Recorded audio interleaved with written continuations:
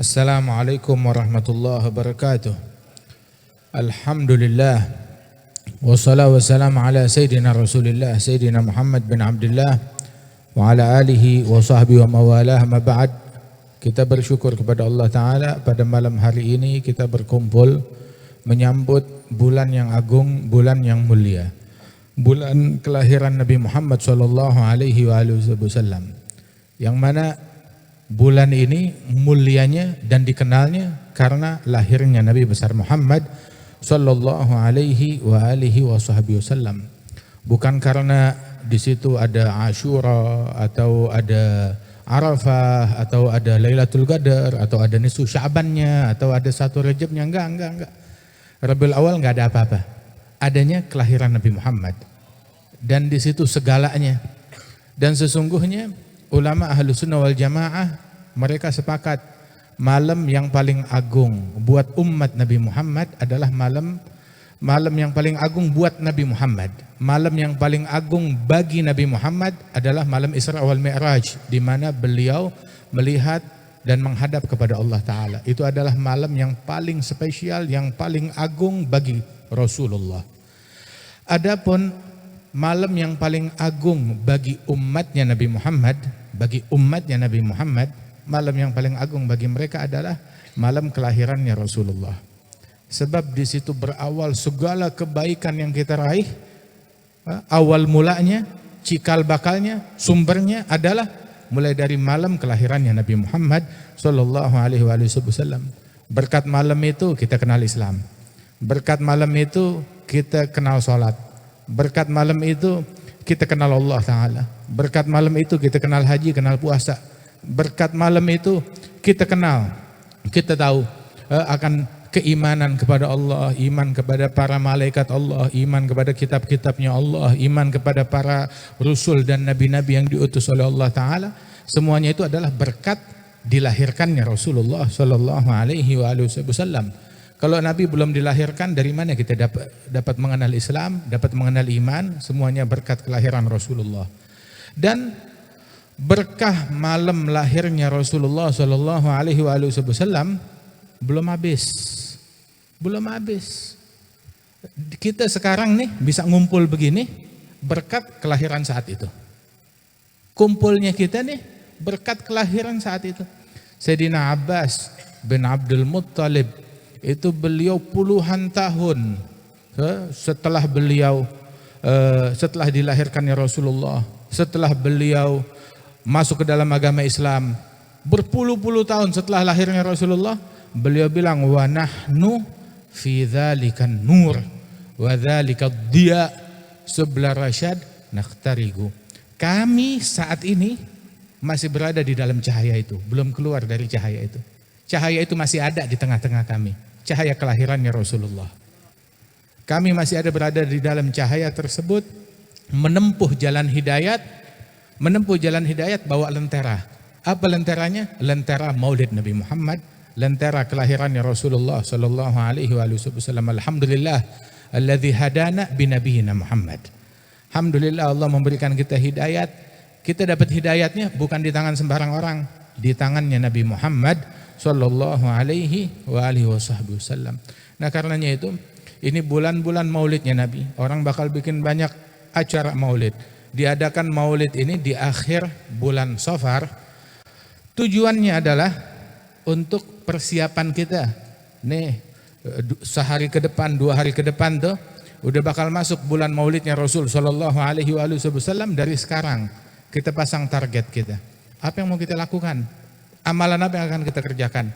Pertambahan apa? Harus ada tambah taat, tambah taqwa, tambah istiqamah, tambah dekat kepada Allah Ta'ala. Sampai itu kalau orang dulu, kalau dia dakwah beberapa hari, pergi dakwah keliling ke kampung atau ke suatu negeri, dakwah 2 hari, 3 hari, terus mereka introspeksi diri mereka. Apa mereka introspeksinya? 2 hari saya khuruj dakwah, kok belum mimpi Rasulullah? Apa ada yang gak beres di dalam kelakuan saya? Nah, kita sekarang kalau kita introspeksi diri kita, kapan terakhir kita melihat Rasul sallallahu alaihi wasallam? Targetkan Ini bulan Maulid ini kita pengen mimpi Rasulullah, pengen ngelihat Rasulullah sallallahu alaihi wasallam. Sayyidina Busiri beliau bilang, laitahu khassani bi ru'yati wajhin zala an kulli man ra'ahu syaga'u.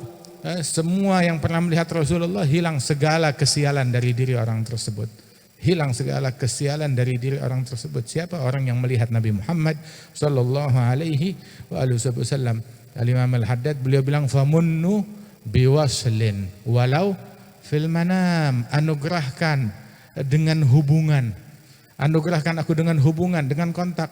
Ya, apa kalau dulu bahasanya gitu, tolong di ping, colek saya. Begitu. Ya, atau DM atau ucapkan hai kepada saya. Begitu. Pengen dapat kayak begini nih, dari Rasulullah sallallahu alaihi wasallam. Ya dikedipin aja sama Nabi, atau dicolek aja sama Nabi Muhammad, disenyumin aja sama Nabi Muhammad. Itu katanya Imam walau fil manam, walaupun di dalam tidur saya.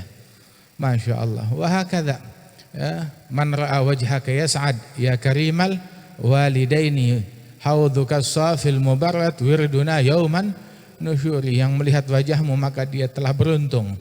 Ya karimal walidain, wahai Rasulullah yang memiliki ibu bapak yang mulia.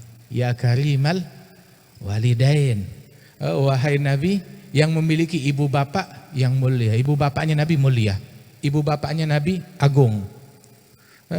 Celaka, rugi, sial orang yang kurang ajar terhadap ibu bapaknya Nabi Muhammad sallallahu alaihi wasallam. Oh, ibu bapak Nabi di neraka. Ibu bapak lu kali yang di neraka. Hah? Kalau Nabi nggak bisa nyelamatin ibu bapaknya, apalagi ibu bapak ente. Ibu bapaknya Nabinya di neraka, ibu bapak Nabi nggak bisa diselamatin oleh Rasulullah, apalagi ibu bapak kita.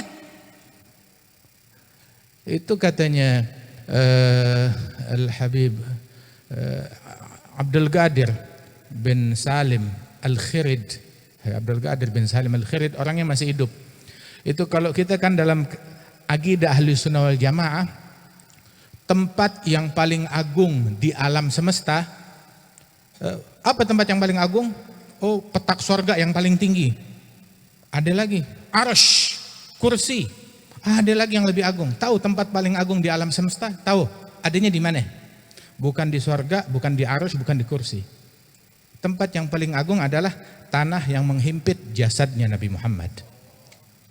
Kenapa? Sebab setiap manusia di dalam tubuhnya itu ada unsur tanah. Dan unsur tanah tersebut, tahu gak sumbernya dari mana? Jadi dalam penciptaan dia itu ada unsur tanah. Dan unsur tanah itu bersumber, tahu, dari tanah yang kelak nanti dia dimakamkan di tanah tersebut. Jadi dari tanah baliknya ke tanah yang itu lagi. Ketika Nabi Muhammad dikuburkan di tempat tersebut, berarti jasadnya Nabi terkandung unsur tanah, yang mana unsur tanahnya dari tempat itu. Rasulullah orang yang paling mulia di alam semesta, maka tanah yang menghimpit jasad beliau, unsur tanah yang ada dalam tubuh beliau adalah tempat yang paling mulia di muka bumi. Kalau dibilang tempat yang paling mulia, tanah yang menghimpit jasad Nabi Muhammad sallallahu alaihi wasallam, maka tubuhnya Nabi tumbuh di rahimnya Siti Aminah. Tumbuh di rahim tersebut. Terus ente mau bilang rahimnya di neraka. Lah, itu tahu gak? Seandainya Sayyidina Yunus itu tidak diselamatkan oleh Allah Subhanahu wa taala, maka dia bakal tetap ada di dalam perut ikan ila yaumi yub'atsun. Kenapa? Itu kan gak bakalan mati, gak bakalan binasa, gak bakalan celaka, gak bakalan masuk neraka. Gak bakalan masuk neraka. Kenapa? Di situnya ada mahbub, ada orang yang dicintai oleh Allah taala, Sayyidina Yunus. Nah, bagaimana rahim yang di dalamnya ada Nabi Muhammad sallallahu alaihi wasallam. Allah taala sampai menamakan leluhurnya Rasul. Leluhurnya Rasul. Ibu yang rahimnya menampung nur Nabi Muhammad. Berpindah nurnya Nabi dari sulbi ke rahim, sulbi ke rahim, sulbi ke rahim, sampai tiba di sulbinya Abdullah, terus masuk ke dalam rahimnya Aminah, kemudian dilahirkan Rasulullah sallallahu alaihi wasallam. Itu Allah Ta'ala menamakan nih orang-orang tersebut, silsilah tersebut dinamakan oleh Allah Ta'ala wa tagallubaka fis sajidin. Tagallubaka fis sajidin, perpindahanmu di kalangan ahli sujud, orang-orang yang bersujud kepada Allah Subhanahu wa taala. Masya Allah, sungguh luhur, sungguh agung, sungguh mulia. Mereka orang-orang pilihan, para leluhurnya Rasulullah sallallahu alaihi wasallam. Bahkan nasabnya Nabi Muhammad, sampai dibilang tuh nasabnya Nabi sampai Sayyidina Adnan, kita disuruh ngapalin. Kenapa? Itu nasab tersebut mujarab buat hajat apapun. Mujarab, kita punya hajat, baca tuh nasab. Kita punya keinginan, punya hajat kepada Allah Ta'ala, baca tuh nasab. Pengen disembuhkan dari penyakit, baca tuh nasab. Nasabnya Rasulullah sallallahu alaihi wasallam ila Sayyidina Adnan. Wahakadha. Kemudian ambil perangainya Nabi Muhammad. Perangai yang mana aja dah dari Rasulullah, semuanya indah. Semuanya indah perangai dari Rasulullah sallallahu alaihi wasallam. Kan tadi dibilang, kalau kita disuruh ngikutin mukjizatnya Nabi, kita nggak bisa ngikutin mukjizatnya Nabi Muhammad. Siapa sini yang bisa ngebelah bulan? Nggak ada yang bisa. Begitu, kita nggak bisa ngebelah bulan. Begitu juga kita nggak bisa ngikutin mukjizatnya Rasul sallallahu alaihi wasallam yang membelah bulan, ataupun juga memperbanyak makanan, atau mengalirkan air dari sela-sela jari Rasulullah sallallahu alaihi wasallam. Kita nggak bisa hal yang semacam itu. Tapi kita bisa ngikutin Rasulullah. Ngikutin apa? Rasul pakai siwak, ente juga bisa pakai siwak. Gunakan siwak. Sunnahnya Nabi Muhammad, Nabi sholat gobliyah subuh. Gobliyah subuh tuh 2 rakaat sebelum subuh nggak pernah ditinggalin oleh Nabi Muhammad. Kita bisa ngikutin, kerjakan itu. Tadi Ustaz Yusuf Mansur, beliau bilang, tuh biasanya amalan ahli Hadramut kita diajarkan tuh suruh baca subhanallah bihamdi, subhanallahil azim, astagfirullah 100 kali. Nah itu insya Allah banyak penggemarnya. Kenapa banyak penggemarnya? Nambahin rezeki. Kemarin kita di Masjid Bintaro bilang suratut Tabarak hiyal munjiyah min adabil qabr. Surat Tabarak menyelamatkan orang dari siksa kubur. Terus ada lagi surat Waqiah, itu yang rutin membaca surat Waqiah, dia amina minal fagah, selamat dari kemelaratan. Nah cuma penggemar surat Waqiah lebih banyak dari penggemar surat Tabarak. Penggemar surat Waqiah, tim Waqiah lebih banyak daripada tim Tabarak. Tim Tabarak itu Tabarak menyelamatkan dari siksa kubur. Kita semuanya bakalan masuk kubur. Semuanya kita bakalan masuk kubur. Mau kaya, mau miskin, mau melarat ataupun kaya raya, mau pejabat, semuanya bakalan masuk kubur. Orang kalau dia masuk kubur, temannya nggak bisa nolongin. Oh, saya kenal 1000 menteri, nggak bisa nolongin ente dalam kubur. Saya kenal presiden, 20 presiden, nggak bakalan bisa nolongin kita presiden. Saya kenal gubernur, nggak bisa nolongin kita. Nah orang aja kalau udah dipegang KPK, siapa yang bisa nolongin? Oh, udah dimasukin di sel, siapa yang bisa nolongin dia? Itu dunia, itu dunia. Apalagi maaf. Ini buat orang-orang yang gurur dengan kenalan politiknya. Yang gurur, yang tertipu. Saya punya channel politik, punya ini. Tahu gak, politik gak ada yang setia. Kagak ada yang setia. Sebab mereka gak punya kesetiaan. Mereka punyanya kemaslahatan. Kalau maslahatnya nendang ente ditendang. Maslahatnya rampok ente dirampok. Maslahatnya penjarain kita, ente dipenjarain. Maslahatnya ente dibunuh, bunuh udah. Agama mereka, agama maslahat. Kepentingan pribadi, agama bukan masalah kepentingan. Itu agamanya mereka, kepentingan. Jadi punya kenalan, punya channel banyak, jangan gurur-gurur banget, jangan ketipu banget. Itu cuma sementara begitu. Begitu kita kena kasus dikit aja ditinggal. Akan tetapi Nabi Muhammad wallah nggak ninggalin kita. Nabi Muhammad nggak ninggalin kita. Di akhirat nggak ninggalin kita, di kubur nggak ninggalin kita, di mahsyar nggak ninggalin kita. Tetap kita dicari, umatnya Nabi Muhammad dicariin oleh Rasulullah sallallahu alaihi wasallam. Sampai Nabi udahan hidupnya capek ngurusin umat. Di kubur istirahat? Enggak, di kubur ngurusin ente. In wajadtu khairan tu'radu alayya amalukum. Amalan kalian disampaikan, laporan kepadaku. Kalau catatannya bagus, hamidullah, saya bersyukur. Fa in wajadtu ghaira dzalik, kalau saya temukan lain daripada yang bagus, maka istaghfartu lakum, aku memohon ampunan Allah buat kalian. Kata Rasulullah sallallahu alaihi wasallam, disusahin sama umatnya, direpotin sama umatnya, dan tidak ngeluh Nabi besar Muhammad sallallahu alaihi wasallam. Terus di padang mahsyar dia nyariin umatnya satu persatu, ditungguin bisa masuk surga paling dulu. Kagak, Nabi masih nunggu. Janjian, cari saya di telaga. Kalau nggak ketemu, cari saya di mizan, di timbangan. Kalau nggak ketemu, cari saya di sirat. Cari saya di situ. Kalau nggak ketemu, Nabi bilang nggak, pasti ada. Nih 3 tempat ini nggak bakalan luput dari saya. Nih 3 tempat ini. Nabi keliling di situ, sallallahu alaihi wasallam, enggak ninggalin kita. Intinya orang tuh kalau dia masuk kubur, udah dilupain. Wahadal Habib Ahmad, masya Allah. Makanya dibilang an-nasu mauta wa ahlul ilmi ahya'u. Orang pada mati, dilupain orang. Setelah 10 hari, setelah 20 hari, udah dilupain orang, udah nggak disebut lagi. Wah, Ami Ahmad bin Alwi, masya Allah, masih disebut. Seolah-olah hidup di tengah-tengah kita. Emang hidup, bukan seolah-olah, emang hidup. Seolah-olah hadir, emang hadir. Ini yang paling girang, yang paling untung besar nih dari majelis ini. Tahu siapa? Beliau yang paling untung besar. Masya Allah.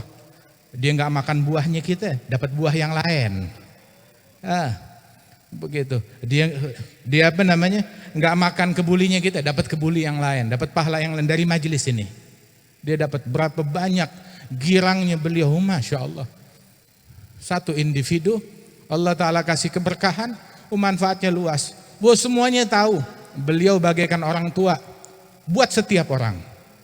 Kakinya ringan, pergi kemana aja. Dari itu kaki sehat, sampai itu kaki sakit. Dari itu kaki sehat, sampai itu kaki sakit. Kaki sakitnya dia lebih baik daripada 1000 kaki yang sehat. Kenapa? Dipakainya ke tempat baik. Hadir majelis. Siapa yang rumahnya belum pernah didatengin? Siapa yang majelisnya nggak pernah didatengin? Siapa yang kampungnya nggak pernah didatengin sama beliau? Sampai kemana aja?